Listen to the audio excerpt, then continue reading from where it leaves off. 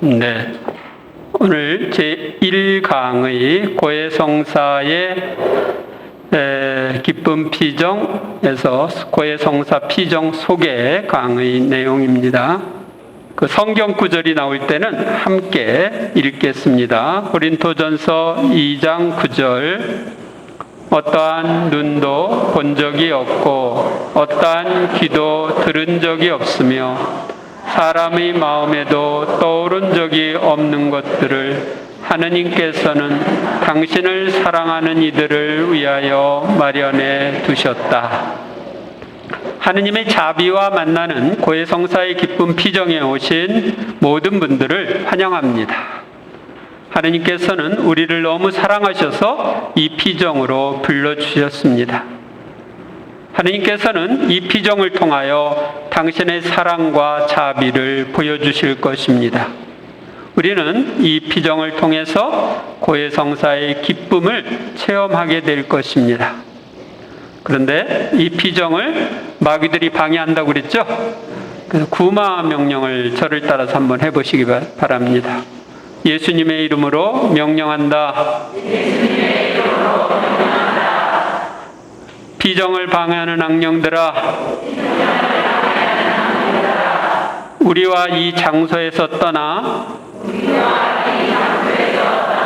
지옥으로 가라.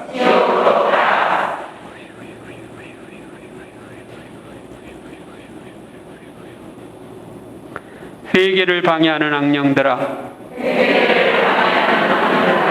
우리 주 예수 그리스도의 이름으로 명령한다.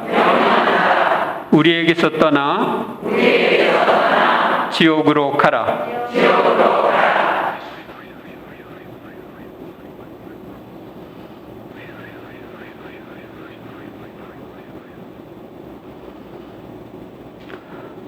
정신 집중을 방해하는 악령들아, 우리 주 예수 그리스도의 이름으로 명령한다. 우리에게서 떠나 지옥으로 가라. 주 예수님, 강의 듣는 부담이 없어졌으면 좋겠습니다. 주 예수님, 피정에 대한 부담이 없어졌으면 좋겠습니다. 예수님, 이 피정을 통하여 주님의 은혜를 체험할 수 있었으면 좋겠습니다. 이제 고해성사의 기쁨 피정을 하는 목적을 말씀드리겠습니다. 에제키엘서 34장 15절에서 16절. 내가 몸소 내 양떼를 먹이고 내가 몸소 그들을 누워 쉬게 하겠다. 주 하느님의 말이다. 잃어버린 양은 찾아내고 흩어진 양은 도로 데려오며 부러진 양은 싸매주고 아픈 것은 원기를 북돋아 주겠다. 고해성사의 기쁨 피정을 하는 첫 번째 목적은 고해성사를 멀리하는 이들을 돕기 위해서입니다. 예전에는 주일 준비로 토요일에 고해성사를 보는 이들이 많았고 미사 전후에도 고해성사를 보는 이들이 많았습니다. 그래서 줄 서서 미사 전에 고해성사를 봐가지고 늦게 오는 사람들은 받지도 못하고 그러는 경우들이 많았습니다. 그런데 해가 갈수록 고해성사를 받는 이들이 점점 줄어들고 있습니다. 죄를 덜 지었기 때문에 줄어드는 걸까요? 아니죠. 사람들이 고해성사를 멀리하는 원인은 무엇일까요? 어떤 이들은 고해성사가 얼마나 큰 은총인지를 몰라서 멀리하기도 하고, 또 어떤 이들은 개신교 신자들처럼 그냥 하나님께 직접 용서를 청하면 된다고 잘못 생각해서 멀리하기도 합니다. 어떤 이들은 자신의 죄를 사제에게 고백하는 부담과 두려움 때문에 고해성사를 멀리하기도 하고, 고해성사로 인하여 받은 상처 때문에 고해성사를 멀리하기도 합니다. 저는 하느님의 은총으로 세례받은 이후 지금까지 아마 한 달에 한 번, 한 달에 두 번 이렇게 고해성사를 계속 받을 수 있었습니다. 그리고 저를 항상 고해성사를 주는 신부님이 계셨습니다.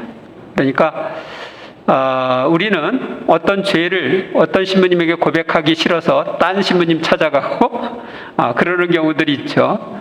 어느 신부님이 오늘 미사 드리나 이렇게 보고 그러는 경우들이 있는데, 여러분들이 주치의 제도가 있어서 누가 나의 주치의면은 내가 몸이 조금만 불편해도 이거 어디서 왔는지 원인을 알죠. 그러고서 도움을 줄 수가 있죠. 이 사람에게 갔다 저 사람에게 갔다 하면은 그 사람은 다시 처음서부터 체크를 해야 돼. 그래야 그 사람 병의 원인을 알 수가 있고 그래요. 그래서 고해성사도 사실은 이렇게 그 주치의처럼 지속적으로 이렇게 받는 사람한테 받으면 좋습니다. 근데 하느님은 저한테 고등학교 2학년 때부터 지금까지 영적 지도 신부님을 주셔서 계속 그 신부님들에게 이렇게 성사를 받을 수 있도록 해 주셨습니다. 그래서 옆길로 가지 않고 이렇게 여기까지 올 수 있었습니다. 그리고 모든 것을 이용해서 고해성사를 멀리하게 하는 사탄의 유혹에 빠져서 고해성사를 멀리하는 이들이 있습니다. 죄 지었는데 또 짓고 나중에 가서 받지.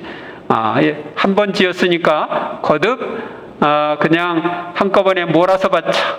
그러면서 죄 속에 있는 이들도 있습니다. 이번 피정은 고해성사를 멀리하는 이들이 고해성사를 가까이 할 수 있도록 돕기 위해서 합니다. 두 번째로 고해성사를 받는 이들이 잘 준비하여 고해성사를 받을 수 있도록 돕기 위해 이 고해성사의 기쁨 피정을 합니다. 고해성사를 받고자 하는 이들 중에는 어떻게 하면 고해성사를 잘 받을 수 있는지 모르는 이들이 많습니다. 대부분의 신자들이 가진 고해성사에 대한 지식은 예비신자 교리 시간에 1시간 정도 배운 것이 전부인 경우가 많습니다. 그래서 많은 신자들이 죄에 대한 성찰과 통회가 부족한 상태에서 판공성을 했다면 형식적으로 고해성사를 받습니다. 또한 중요한 죄를 빼고 고해하거나 두루뭉실 고백함으로써 모고해를 하는 이들도 있습니다. 그리하여 예수님께서 우리의 죄를 용서하시 주시기 위해 직접 세우신 고해성사가 얼마나 좋은 것인지 모르고 사는 이들이 많습니다. 그래서 이 피정은 여러분들이 고해성사가 얼마나 좋은 것인지를 알고 앞으로 고해성사를 잘 받을 수 있도록 돕기 위해 이 피정을 합니다. 세 번째로는 고해성사를 받은 후에 변화된 삶을 위해서 이 피정을 합니다. 고해성사를 잘 준비하여 받으면 고해성사를 통하여 기쁨과 평화를 느끼고 변화된 생활을 할 수 있습니다. 그런데 고해성사를 받은 후에도 과거의 죄를 반복하여 짓거나 생활에 변화가 없는 경우가 많습니다. 이는 고해성사를 죄를 없애는 도구로만 생각하기 때문입니다. 이번 피정에서는 고해성사를 받은 후 악습에서 벗어나고 죄에서 벗어나려면 어떻게 해야 하는지에 대해서도 배우게 될 것입니다. 또한 고해성사를 받은 후에 어떻게 살아야 하는지에 대해서도 배우게 될 것입니다. 고피 신부님을 통해서 주신 성모님 메시지를 읽어드리겠습니다. 함께 읽을까요? 너희는 예수님의 자비가 너희 위에 마련하신 약, 곧 화해의 성사에 의지하지 않으면 안 된다. 이 시대만큼 고해성사를 자주 받을 필요가 있는 시대는 일찍이 없었다. 그런데 오늘날 수많은 내 자녀들의 생활에서 고해성사를 받는 습관이 사라지고 있으니 이는 교회가 위기에 처해 있음을 보여주는 하나의 표징이다. 따라서 사랑하는 아들들아, 나는 너희를 통해 화해의 성사가 교회에서 다시 눈부신 광채를 띠게 하고 싶다. 이 은총과 하느님 자비의 원천으로 내 모든 자녀들이 대거 달려오기 바란다. 그리고 내 사랑하는 아들들인 너희도 자주 고해성사를 받아라. 될 수 있는 대로 매주 그렇게 하기 바란다. 모든 신자들에게 이 성사 활용의 필요성을 철저히 가르쳐라. 특히 대죄 상태에 있는 신자들을 잘 교육시켜야 한다. 하느님의 은총과 성화의 길을 걷고 싶다면 너희에게 필요한 약이 바로 이 성사이다. 고해성사 또 화해의 성사라고 불리는 이 성사는 은총과 성화의 길을 가고 싶다면 꼭 필요한 약이라고 이야기합니다. 이 구세사의 흐름, 그러면은 이 죄를 용서하는 이 구세사의 흐름이 어떻게 되는지를 살펴보도록 하겠습니다. 이사야서 45장 12절. 바로 내가 한 땅을 만들었고 그 위에 있는 인간을 창조하였다. 먼저 창조, 사랑이신 하느님께서는 인간에 대한 사랑으로 인간을 위해 만물을 아주 좋게 창조하셨습니다. 그리고 하느님께서는 하느님을 닮은 인간을 사랑으로 창조하시고 만물을 돌보게 하셨습니다. 하느님은 인간에게 자유의지를 주시고 이를 뒷받침하는 하느님의 뜻을 선물로 주셨습니다. 그러니까 하느님의 의지를 우리의 의지와 하나 되게 해주셨어요. 타락, 아담과 하와가 지은 원죄. 하느님의 뜻은 선악과를 따먹지 말라는 것이었는데 인간은 뱀의 모습으로 나타난 악마의 유혹에 빠져 하느님의 뜻을 거부하고 자기의 뜻대로 선악과를 따먹었습니다. 하느님의 뜻을 따르지 않고 자기 뜻대로 사는 길을 택했다는 것은 하느님을 거부하고 자신이 하느님 자리를 차지했다는 것을 의미합니다. 모든 은혜를 베푸신 하느님을 거부하는 것은 가장 큰 죄이기에 아담과 하와는 하느님께로부터 받은 은총을 잃고 타락하게 되었습니다. 그리고 이 원죄의 영향이 후손들에게 미치게 되었습니다. 또한 인간보다 못한 뱀의 말을 들은 인간은 악마인 뱀의 영향을 받게 되었습니다. 그렇지만 자비하신 하나님은 원죄를 지은 아담과 하와에게 뱀의 머리를 밟을 후손, 즉 메시아를 약속하셨습니다.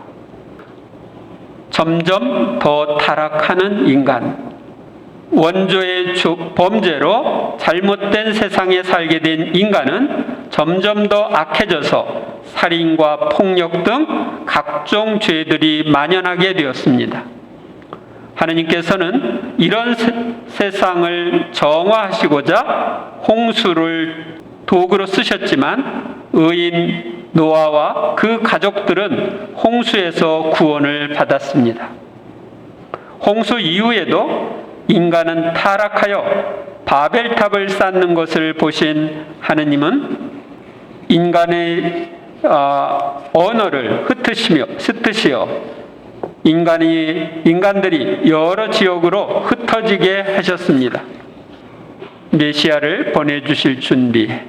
하느님께서는 원조에게 약속하신 메시아를 보내주시기 위하여 아브라함을 선택하시고 그 후손이 불어나 한 백성이 되게 하시고 그들과 계약을 맺으시고 계명을 주셨는데 그들이 이스라엘 백성입니다.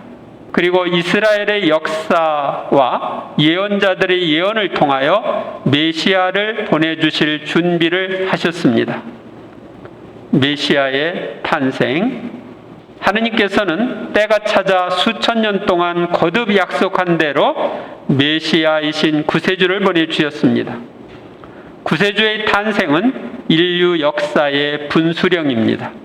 그래서 구세주의 탄생 전을 BC, Before Christ라고 하고 탄생 후를 AD, 안노 도민이라고 합니다. 이 AD는 안노 도민이 무슨 뜻이냐면은 주님의 시대 이런 뜻입니다. 도민이는 주님, 안노는 해, 시대 이런 뜻입니다. 그러니까 그리스도 전과 그리스도 후로 이렇게 나누어지는 거죠. 주님의 탄생이 그렇게 중요한 것입니다. 하느님의 외아들이신 분이 인간을 죄에서 구원하시기 위하여 이 세상에 오셔서 인류 구원 사업을 시작하셨습니다. 그분은 악마가 한 일인 죄를 없애시기 위하여 십자가에 못 박혀 죽으셨다가 부활하시어 우리가 천국에 갈 수 있는 길을 열어놓으셨습니다. 구원 사업을 계속해야 하는 교회, 예수님께서는 공생활 중에 죄를 용서하는 권한을 행사하시고 이 구원 사업을 계속하도록 베드로라는 반석 위에 당신의 교회를 세우셨습니다. 그리고 부활하신 후에 제자들에게 죄를 용서하는 권한을 주셨습니다. 승천하신 후 약속하신 대로 성령을 보내주시어 인류 구원 사업을 하는 교회가 확산되도록 하셨습니다. 나의 구원, 인류 구원 사업을 위임받은 사도들로부터 이어오는 가톨릭 교회는 전 세계로 퍼져나갔고 마침내 나에게까지 도달하여 내가 구원을 받게 해 주셨습니다.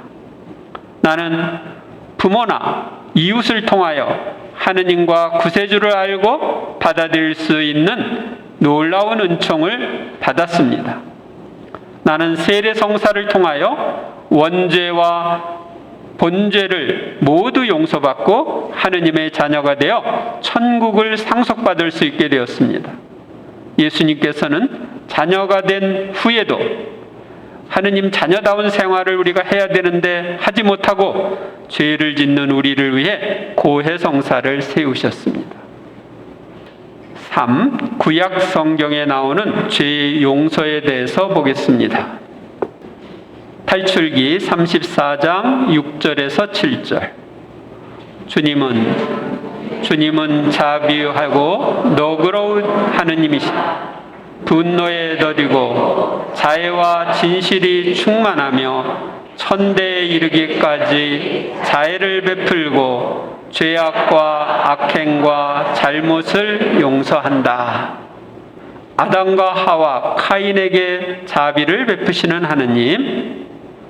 창세기 제3장에 보면 하느님께서는 죄를 짓고 숨은 아담과 하와를 찾아 나서십니다. 그런데 아담과 하와는 참회하고 죄를 고백하며 용서를 청하기보다 핑계를 댑니다. 뱀이 꾀해서 그랬다. 하와가 꾀해서 그랬다 하면서 핑계를 대죠. 그래도 하느님은 죄를 짓도록 유혹한 악마인 뱀의 머리를 밟을 하와의 후손, 그러니까 여자의 후손인 메시아를 약속하시고 가죽옷을 만들어 입혀주십니다. 창세기 4장에 보면 카인이 아벨을 죽이고도 주님께서 물으실 때 모른다고 잡아떼고 회개하지 않습니다. 그러나 하느님은 카인이 떠돌이가 될 것을 예고하시면서도 어느 누구도 카인을 죽이지 못하게 표를 찍어주십니다. 형들의 잘못을 용서하는 요셉. 창세기 37장에서 50장 사이에 보면 야곱이 특별히 사랑하는 아들 요셉이 형들에 의해 이집트의 노예로 팔려간 내용이 나옵니다. 노예로 팔려가서도 하느님을 섬기며 죄를 짓지 않으려고 한 요셉은 주인집 아내의 모함으로 감옥에 갇히게 됩니다.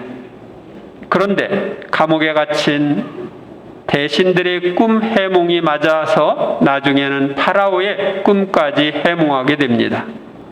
파라오는 그를 재상이 위치에 앉히고 전권을 주어 꿈대로 7년 풍년의 곡식을 모으고 7년 흉년의 곡식을 풀어 백성을 구하게 합니다.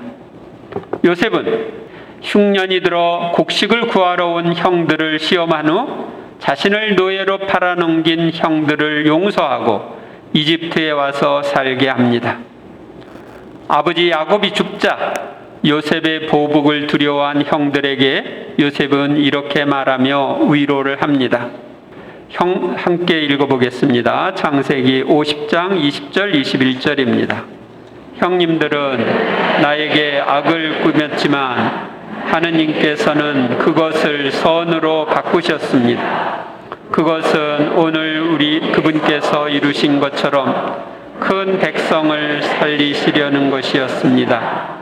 그러니 이제 두려워하지 마십시오. 내가 여러분과 여러분의 아이들을 부양하겠습니다. 자신을 노예로 팔아넘겼지만 형제들을 용서하고 돌보아주는 모습을 볼 수 있습니다. 백성들의 죄를 용서하시는 하느님, 탈출기 32장에 보면 시나이산에서 계약을 맺고 하느님만을 섬기는 백성이 되겠다고 약속한 이스라엘 백성은 모세가 시나이산에서 증언판을 받으러 올라갔을 때 금송아지 신상을 만들어 제물을 바칩니다. 하느님께서는 우상 숭배에 빠진 이스라엘 백성을 없애고 모세를 큰 민족으로 만들어 주겠다고 하십니다. 그러나 모세의 애원하는 기도를 들으신 하느님은 백성에게 내리겠다고 하신 재앙을 거두십니다. 속죄의 길을 마련해 주신 하느님, 레위기 4장과 5장에 보면 주님의 명령을 어겨 죄를 지었을 때 바치는 속죄 제물에 대한 규정이 상세하게 나와 있습니다.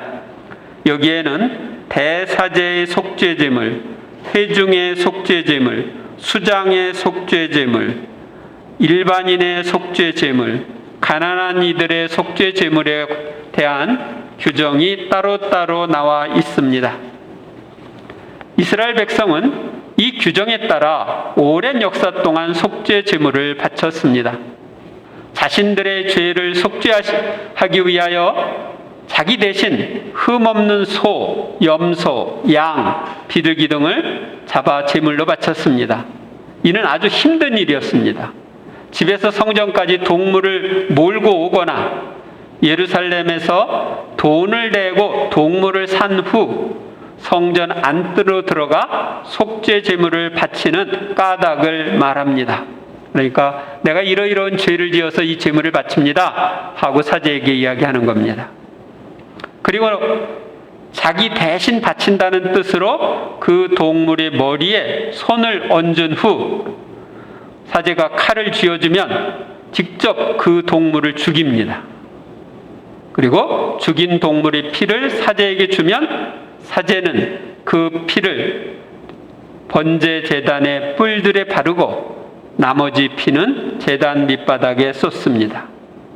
그런 다음 그 제물에서 국기름을 모두 떼어 사제에게 주면 사제는 그것을 살라 바칩니다. 이렇게 사제가 그를 위해서 속죄 예식을 거행하면 그는 용서를 받습니다. 용서의 과정을 보면 하느님께서는 당신 백성에게 제시하신 행동 수칙을 어긴 사람이 자기 죄를 먼저 고백하게 합니다. 그런 다음 어떤 행위, 즉 희생 제물을 바치는 그런 전례 행위를 통해서 속죄를 하라고 하십니다. 그리고 마지막으로 그 모든 것을 사제의 도움과 중재로 행하라고 하십니다. 이 세 가지는 이스라엘 역사와 예수 그리스도의 교회사를 통해 그대로 이어졌습니다. 이스라엘 백성의 역사를 보면 하느님을 떠나 죄를 지을 때는 망하고 회개하고 부르짖으면 하느님께서 용서하시고 구원해 주시는 모습을 볼 수 있습니다. 그리고 1000년 이상 속죄 제물을 바쳐 대신 속죄하는 정신이 내려온 이스라엘 안에 모든 이의 죄를 대신 속죄하기 위하여 메시아가 오셨습니다. 신약 성경에 나오는 죄의 용서. 요한복음 3장 16절. 하느님께서는 세상을 너무나 사랑하신 나머지 외아들을 내주시어 그를 믿는 사람은 누구나 멸망하지 않고 영원한 생명을 얻게 하셨다. 죄 용서에 관한 비유를 말씀하신 예수님. 예수님은 하느님이 인간의 죄를 용서하시는 자비로운 분이라는 것을 여러 비유를 통해 알려주셨습니다.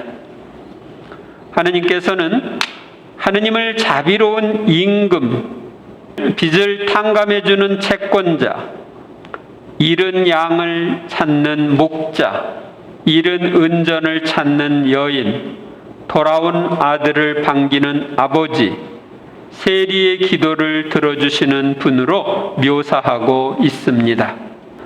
죄를 용서하는 권한을 행사하신 예수님, 마르코복음 2장 5절에서 12절까지 말씀입니다. 예수님께서 그들의 믿음을 보시고 중풍병자에게 말씀하셨다. 얘야, 너는 죄를 용서받았다. 율법학자 몇 사람이 거기에 앉아 있다가 마음속으로 의아하게 생각하였다. 이 자가 어떻게 저런 말을 할 수 있단 말인가? 하느님을 모독하는군. 하느님 한 분 외에 누가 죄를 용서할 수 있단 말인가? 예수님께서는 곧바로 그들이 속으로 의아하게 생각하는 것을 당신 영으로 아시고 말씀하셨다. 너희는 어찌하여 마음속으로 의아하게 생각하느냐? 중풍병자에게 너는 죄를 용서받았다 하고 말하는 것과 일어나 들지고 걸어가라 하고 말하는 것 가운데 어느 쪽이 더 쉬우냐? 이제 사람의 아들에게 땅에서 죄를 용서하는 권한을 가지고 있음을 너희가 알게 해 주겠다. 그리고 나서 중풍병자에게 말씀하셨다. 내가 너에게 말한다. 일어나 들 것을 들고 집으로 들어가라. 그러자 그는 일어나 곧바로 들 것을 가지고 모든 사람이 보는 앞에서 밖으로 걸어 나갔다. 이에 모든 사람이 크게 놀라 하느님을 찬양하며 말하였다. 이런 일은 일찍이 본 적이 없다. 누가복음 7장 48절. 그러고 나서 예수님께서는 그 여자에게 말씀하셨다. 너는 죄를 용서받았다. 죄를 용서하는 것은 하느님만이 하실 수 있는 고유한 권한입니다. 예수님은 죄의 용서를 통해 당신이 하느님이심을 알려주셨습니다. 행동을 통해 죄의 용서를 선포하신 예수님, 복음서에는 죄인과 어울리며 구원하시는 예수님의 모습이 나옵니다. 예수님께서는 공적인 죄인 취급을 받던 세리 마테오를 제자로 부르시고 그의 집에 들어가 많은 세리와 죄인과 함께 음식을 잡수십니다. 또한 세관장인 zakhe오의 집에 들어가 머무심으로 zakhe오를 변화시키고 구원하십니다. 그 당시 식탁 공동체는, 함께 식사를 하는 그런 공동체는 평화, 신의, 형제의 용서를 의미했습니다. 예수님께서는 죄인과 함께 식사하심으로써 그들을 용서하시고 하느님의 가족으로 받아들이셨습니다. 예수님은 죄인을 조건 없이 받아들임으로써 우선 회개와 보속, 그 다음에는 용서라는 구약의 순서를 따르지 않았습니다. 참여하지 않은 죄인에게 먼저 용서를 베푸신 것입니다. 용서가 회개를 선행했습니다. 예수님은 이미 받은 용서에 대한 응답으로 형제의 죄를 용서하라고 하십니다. 용서는 선행 조건 없이 베풀어지지만 회개가 반드시 뒤따라야 하며, 그렇지 않으면 용서마저 무효화될 위험이 있습니다. 하나님에게서 용서받는다는 것은 죄인이 변화된다는 것을 의미합니다. 용서받은 사람은 용서하는 사람으로 변화되어야 합니다. 그런데 이렇게 변화되지 않으면 1만 달란트를 빚진 사람이 다 용서받고 나서 100데나리온밖에 빚지지 않은 사람을 용서하지 않고 끝까지 받아냄으로써 1만 달란트를 다시 물어내야 하는 그런 경우를 예수님이 비유를 들으셨는데 그렇게 되는 것입니다.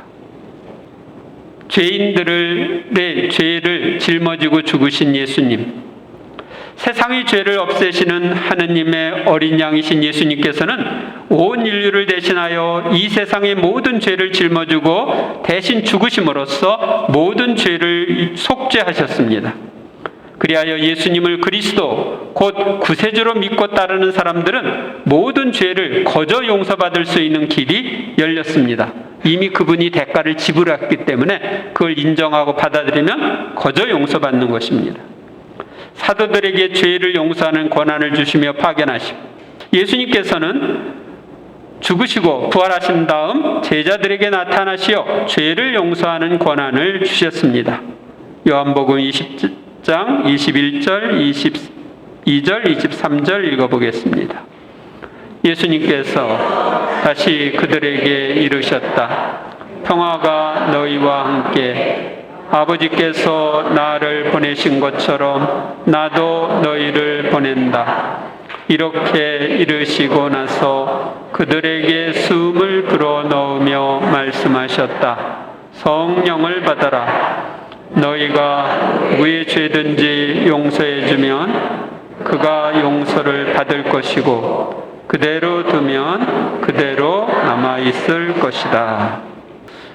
가톨릭교회 교리서 1442랑 함께 보겠습니다. 하느님께서만 죄를 용서하신다. 예수님께서는 하느님의 아들이시기 때문에 자신에 대해 이제 사람의 아들이 땅에서 죄를 용서하는 권한을 가지고 있다고 말씀하셨고, 너는 죄를 용서받았다 하시면서 이 신적 권한을 행사하신다. 나아가 당신의 신적 권위로 이 권한을 제자들에게 주시며 당신 이름으로 행사하게 하신다. 그래서 예수님이 제자들에게 죄를 용서하는 권한을 주셨기 때문에 우리 교회는 고해 성사를 통해 죄를 용서해 주게 된 것입니다. 만약 이런 권한을 주지 않으셨다면 우리 사제들이 마음대로 사람의 죄를 용서해 줄 수는 없는 것이죠. 그러면 교회 역사에 나오는 죄의 용서, 예수님이 교회로부터 받은 권한을 어떻게 행사했는지 살펴보도록 하겠습니다. 누가복음 24장 47절.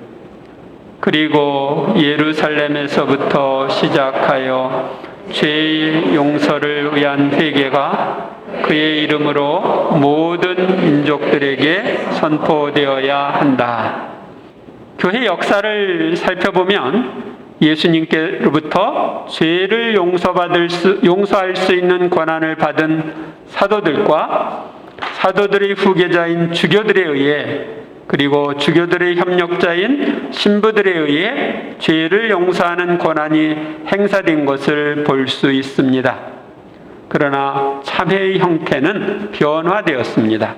먼저 일회적이고 공개적인 참회 방식, 이례적이고 공개적인 참회는 초기 교회의 죄 고백과 사죄 방식입니다. 130년에서 140년 사이에 로마에서 저술된 헤르마스의 목자라고 하는 책에서는 주님께서 참회 성사를 제정하셨다는 것과 세례를 받은 후 타락의 길로 빠진 경우에 그 죄를 한 번 용서받을 수 있다고 기록되어 있습니다. 한 번 용서받을 수 있다. 처음 수세기 동안 우상 숭배, 배교, 살인, 간음과 같은 중대한 죄를 지으면 단 한 번 용서의 기회가 허락되었습니다. 이런 죄를 범한 사람은 공개적으로 성찬의 공동체에서 제외되었고, 다시 말하면 성찬의 전례에 참석을 못했어요. 매우 엄격하게 자신을 정화하는 기간을 거친 다음 장엄한 예식을 통해 교회에 다시 받아들여졌습니다. 그 과정은 다음과 같습니다. 먼저 파문. 참회자가 죄를 고백한 다음 주교는 그에게 보속을 부여합니다. 그는 전체 공동체가 참석한 공개적인 참회 예식에서 안수, 참회복 착용, 참회할 때 입는 옷입니다.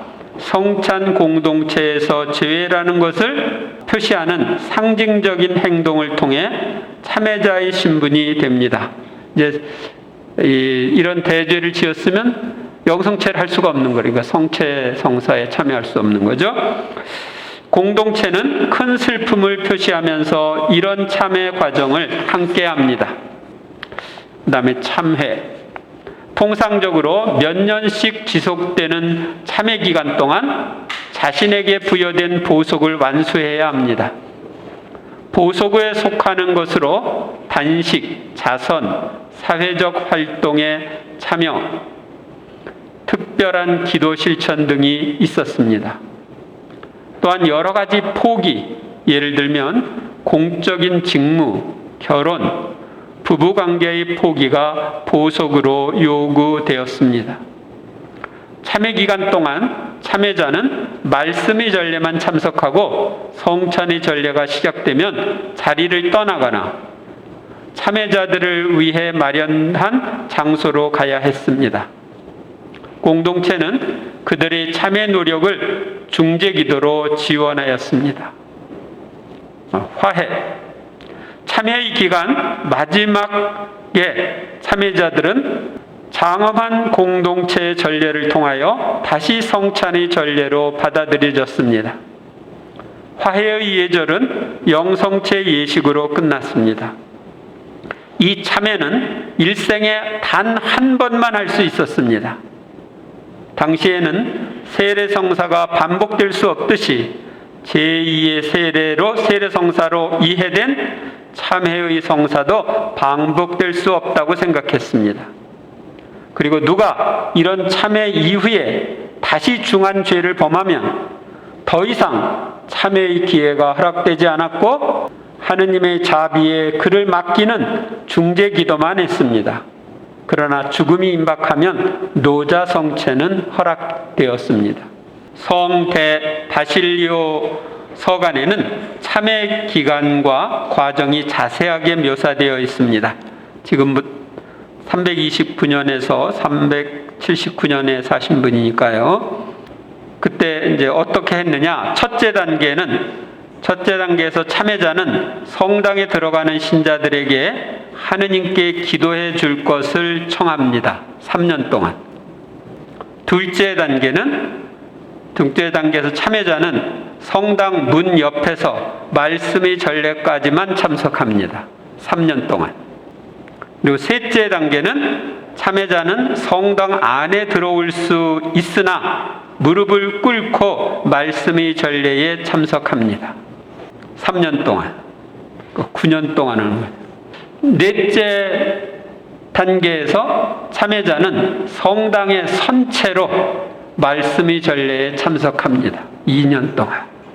그러니까 성찬의 전례는 아예 참석을 못하는 거예요. 다섯째 단계 참여자를 장엄한 화해 예식으로 보통은 성목요일에 성찬의 공동체에 받아들입니다.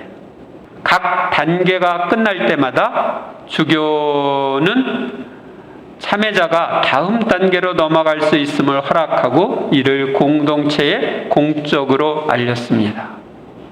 그러니까 적어도 살인, 간음, 배교, 이런 우상숭배, 이런 죄를 저지르는 사람은 11년 동안 영성체를 못하는 거예요. 그리고 참여를 해야 했습니다.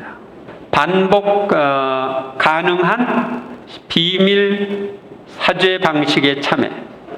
6세기까지는 고대 교회의 일회적이고 공개적인 파문 방식의 참여가 지배적이었습니다. 그러니까 여러분들이 6세기까지는 태어났으면 이렇게 살았어야 돼요. 그러나 무거운 보속, 사죄 후에도 지속되는 금령, 그러니까 죄를 용서받은 다음에도 이제 당신은 춤 못 춰, 부부간 성생활 안 돼, 장사하지 마, 이런 식으로 어떤 금령이 있었습니다. 그리고 일생에 단 한 번 주어지는 기회로 이 참여의식이 있었기 때문에 참여도가 낮았습니다. 참여는 늙은 나이나 죽음이 임박한 시기까지 미루어지게 되었습니다. 이런 사목적 위기의 해결책은 아일랜드로부터 나왔습니다. 아일랜드 지역의 수도자들은 덕망 있는 수도자에게 자신의 죄를 사적으로 고백하고 조언을 받았던 동방수도회의 전통에서 영감을 얻어서 사제에게 개별적으로 죄를 고백하고 사죄를 받는 참회 방식을 개발하여 수도원 안에서 실천했습니다. 아일랜드 수도자들은 7세기경에 이런 개별 참회 방식을 일반 신자들에게 적용했습니다. 이제는 주교가 아니라 사제를 통해서 반복적인 사죄가 언제라도 가능하게 되고 대죄만이 아니라 소죄도 고백하게 되었습니다. 처음에는 과거처럼 무거운 보속이 부과되었으나 이것도 변경되어 헌금, 많은 기도, 편퇴 등으로 대치되었습니다. 편퇴는 자기 몸을 이렇게 때리는 거예요, 자기가. 이런 새로운 참회 형태는 아일랜드와 스코틀랜드 선교사들에 의해 유럽 대륙으로 전해졌습니다. 처음에는 이 새로운 참회를 배척을 했다가 개인적인 죄에 대해서는 개별 참회로, 공개적인 죄에 대해서는 공개적 참회를 하게 되었습니다. 하지만 개별 참회가 계속 전파되면서 800년경에는 개별 참회가 지배적인 위치를 차지하게 되었습니다. 그리하여 1215년 제4차 라테란 공의회는 적어도 1년에 한 번은 모든 죄들을 권한이 있는 사제에게 정직하게 고백하고 부과된 보속을 힘을 다하여 완수하도록 노력해야 한다고 규정하였습니다. 일생에 한 번 했던 걸 1년에 한 번 이렇게 할 수 있게 기회가 된 거예요. 과거의 참회 형태에 비하여 새로운 참회는 3가지 차이점이 있습니다. 첫째는 반복성입니다. 중대한 잘못을 범하더라도 계속 참회가 허락되었습니다. 또한 소죄도 이 참회에 포함되었습니다. 둘째, 비밀 유지입니다. 고백의 내용뿐만 아니라 참회자의 신원도 드러나지 않았습니다. 셋째, 참회 기간도 점차 없어졌습니다. 처음에는 공개적인 참회처럼 사제에게 죄를 고백한 다음 참회 기간을 갖고 사제에게 다시 와 죄에 대한 용서를 받아 교회에 다시 받아들여졌습니다. 그런데 점차로 많은 참여자들이 참회 기간이 지난 후에 사죄경을 받으러 사제에게 오지 않았기 때문에, 그리고 비밀 유지라는 이유 때문에 사죄경은 죄 고백 후에 즉시 주었습니다. 그래서 죄 고백, 사죄, 보속의 순서로 바뀌게 되었는데 이런 형태는 천년경에 일반화되어 오늘까지 계속되고 있습니다. 그러니까 처음에는 죄 고백, 보석, 그 다음에 사죄 이렇게 했었는데 이제 죄 고백하고 사죄한 다음에 그 다음에 보석으로 뭐 해라, 그러니까 보석 이렇게 바뀐 거예요. 이런 참회 방식은 죄인들에게 먼저 죄 용서를 베풀고 새로운 생활을 하도록 한 예수님의 사죄 형태에 더 가깝습니다. 요한복음 8장 11절, 나도 너를 단죄하지 않는다. 가거라. 그리고 이제부터 다시는 죄짓지 마라. 3. 고해성사 강조점의 변화. 개별 고백이 도입되어 6세기에는 각 죄에 대한 정당한 보석을 부과하기 위하여 참회 목록이 작성되었습니다. 참회 규정서에 규정된 보석 방법은 매우 엄격하고 속죄 기간도 길어서 신자들에게 많은 부담을 주었습니다. 9세기에는 죄의 고백이 강조되어 죄의 고백에 따라오는 수치심 때문에 고백 자체가 보석이 된다고 하였고 죄의 고백 자체가 최고의 보석으로 평가되었습니다. 12세기의 초기 스콜라 신학에서는 참회 통회 안에서 죄의 용서가 이루어진다고 보았습니다. 13세기의 중기 스콜라 신학에서는 통회를 불완전 통회와 완전한 통회로 구분하고 불완전 통회는 사죄의 사죄경으로 죄의 용서가 이루어진다고 보았습니다. 성 토마스 아퀴나스는 통회와 사죄경의 상호작용 속에 하느님의 용서가 참회자에게 실제로 효과를 낸다고 보았습니다.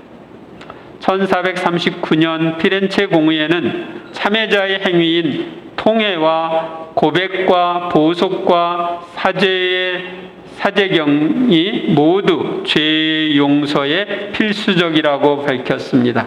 통회도 필요하고 보석도 필요하고 사죄경도 필요하다, 이렇게 본 거예요. 20세기의 교황 비오 10세는 교령을 통해 오랫동안 가끔씩 영성체를 하던 신자들에게 가능한 매일 미사 영성체를 하도록 권했습니다. 신자들은 매일은 아니더라도 한 달에 한 번은 영성체를 하였고 영성체 준비로 반드시 고해성사를 받았습니다. 20세기 중반에 들어 자주 영성체를 하자 영성체를 위해 미사 때마다 고해성사를 보는 관습이 줄었습니다. 그러니까 처음에는 한 달에 한 번 영성체를 하기 전에는 꼭 고해성사 받고 해야 됐고 이제 매일 영성체하다 보니까 매일 고해성사를 받을 수가 없으니까 이제 그런 습관이 줄어든 것입니다. 1973년에 공포된 새 고해성사 예식서는 고해성사를 위한 3가지 양식을 제시했습니다. 즉 개별적인 화해 양식, 개별 고백과 개별 사죄를 겸한 공동체적 화해 양식, 공동 고백과 공동 사죄의 공동체적 화해 양식입니다. 공동 고백과 공동 사죄는 일괄 사죄는 전쟁과 같은 긴박한 상황 때문에 죽을 위험이 있는데 사제들이 개별적인 고백을 들을 시간이 없는 경우에 가능합니다. 또한 참회자의 수가 너무 많은데 개별 고백을 듣는 사제의 수가 부족하기 때문에 참회자들이 오랫동안 고해성사나 영성체를 못하게 될 경우에도 가능합니다. 그러나 일괄 사죄가 유효하려면 참회자가 자기 죄를 뉘우치고 다시 짓지 않기로 결심하고 남에게 끼친 손해를 보상하기로 결심해야 합니다. 아울러 현재 고백하지 못한 모든 대죄를 되도록 기회가 나는 대로 빨리 개별적으로 고백할 것을 결심해야 합니다. 그러니까 공동고백, 공동사죄 이렇게 했을 때 그때 용서를 받았다 하더라도 조건이 뭐냐면 개별 고백을 할 것을 조건으로 하는 거예요.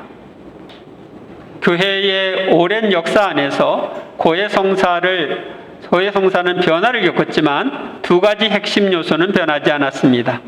그 하나는 회개하는 사람의 행위인 통회와 고백과 보속이고, 다른 하나는 교회의 중개를 통한 하느님의 용서 행위입니다.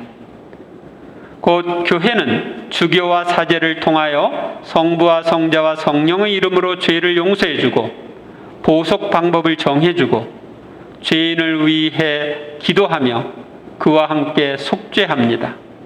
이렇게 하여 죄인은 치유되고 교회와 이루는 친교를 회복합니다. 다른 교파의 고해 성사, 가톨릭 교회 이외에도 동방정교회와 성공회, 루터 교회의 고해 성사 예식이 있지만 가톨릭 교회는 동방정교회의 고해 성사만 인정합니다. 정교에서는 고해 성사를 고백 성사로 번역하는데, 정교회의 고해 성사와 가톨릭 교회의 고해 성사의 큰 차이점은 정교회는 공개된 장소에서 신부를 직접 대면하고 성사를 본다는 것입니다. 우리는 고해소에서 신부가 죄를 용서해 주기 때문에 누가 하는지 잘 모를 수 있죠. 근데 이 동방정교회는 개별적인 면담 형식으로 이렇게 받습니다. 정교에서는 인간이 죄를 짓는 것을 일종의 병처럼 생각하며 어떤 인간이 어떤 죄를 고백하는지 사제가 마치 의사처럼 진단해주고 치료하는 관점에서 바라보기 때문에 고해소 같은 것은 없습니다.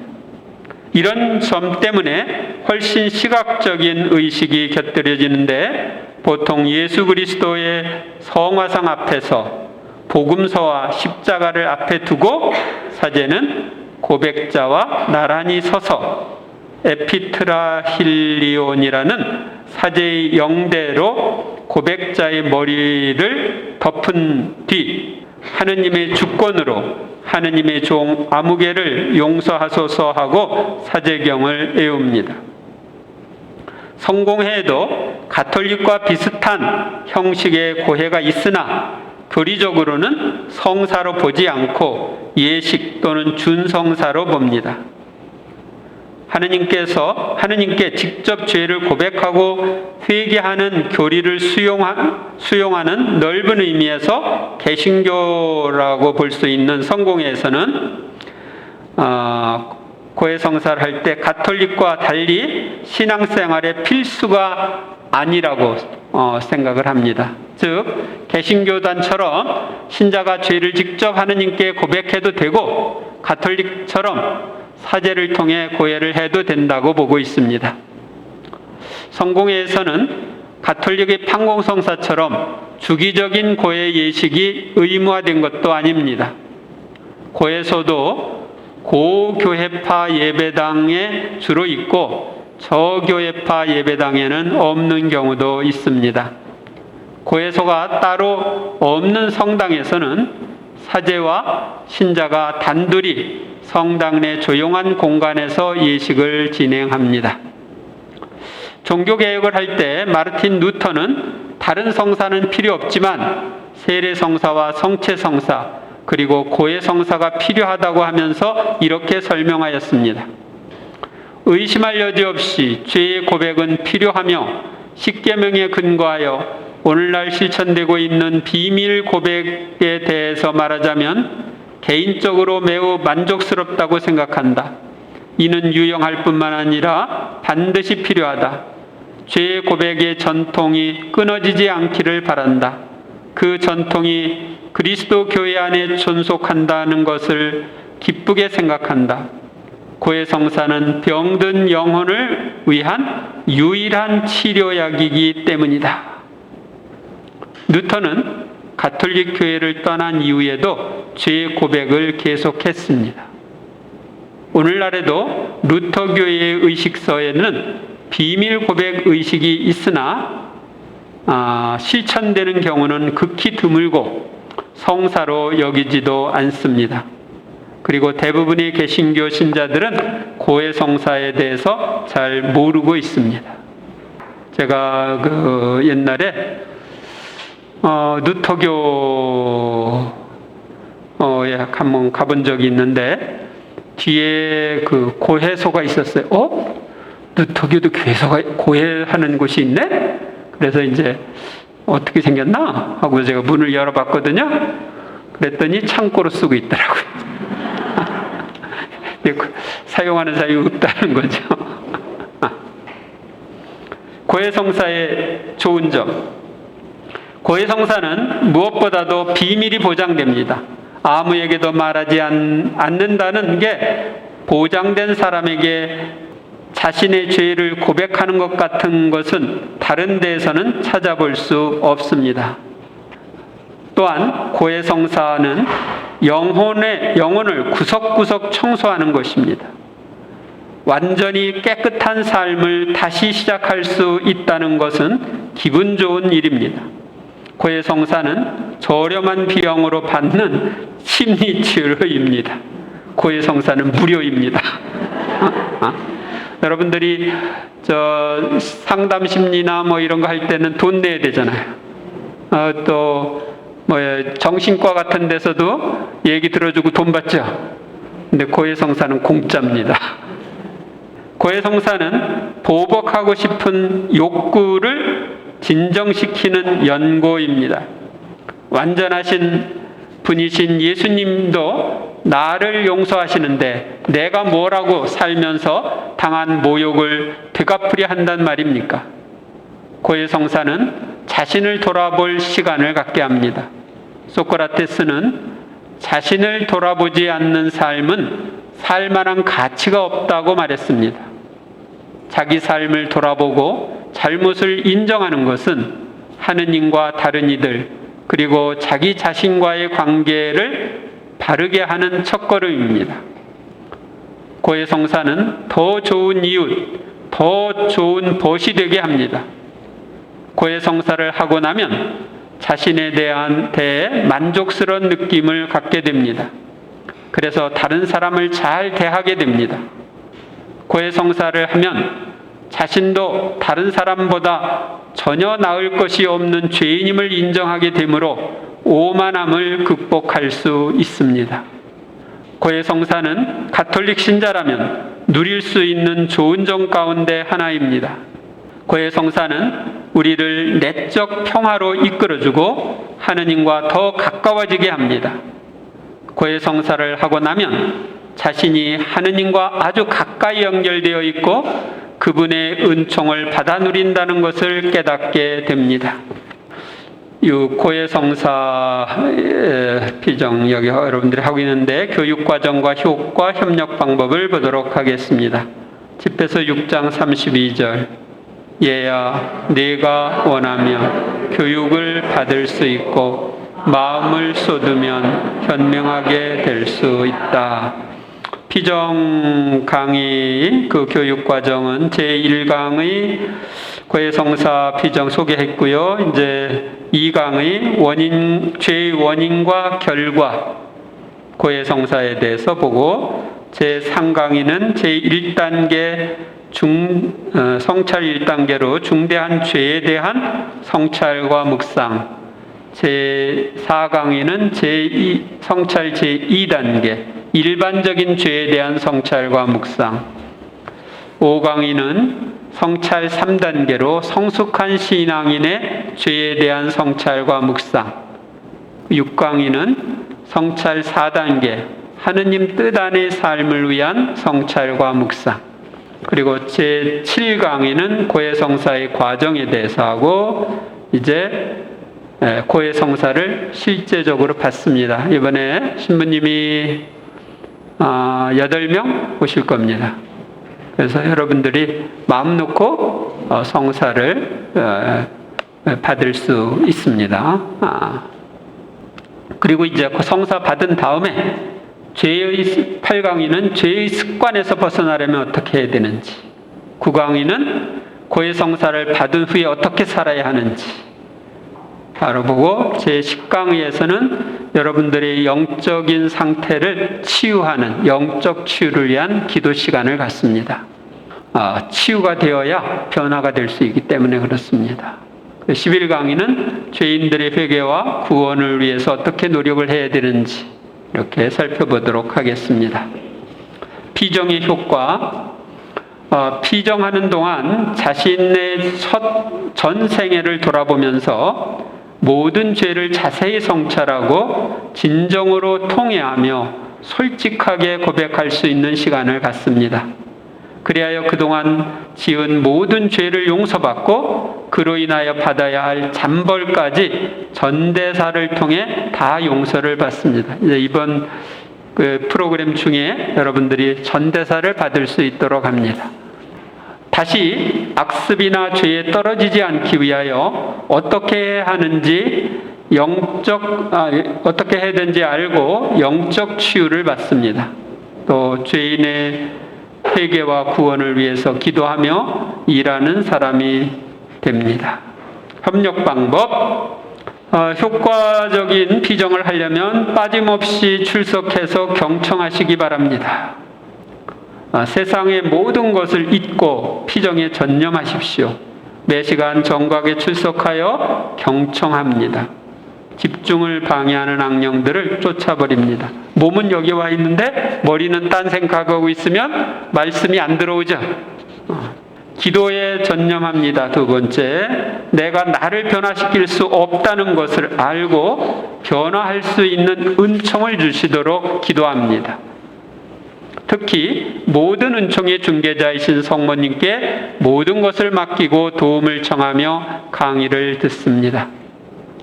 강의를 들으면서도 화살 기도를 해요. 셋째, 배운 대로 실천합니다. 강의를 들으면서 실천해야 할 것이 있으면 곧 실천에 옮깁니다. 그리고 피정이 끝난 후에도 지속적으로 실천합니다. 맺은말, 고해성사의 기쁜 피정을 하는 목적은 신자들이 고해성사를 가까이 하고 잘 준비하여 받은 후 변화된 생활을 하도록 돕기 위해서입니다. 하느님의 인류 구원 역사는 사랑의 역사이고 죄 용서의 역사라고 할 수 있습니다. 구약 성경과 신약 성경과 교회의 역사에 나타난 죄 용서의 역사는 하느님께서 인간을 얼마나 사랑하시는지, 얼마나 자비로우신 분인지를 알려줍니다. 인간의 죄를 용서하시기 위해서 세우신 고해성사도 역사의 흐름에 따라 이해와 형식은 바뀌었지만 죄의 용서라는 핵심은 변하지 않았습니다.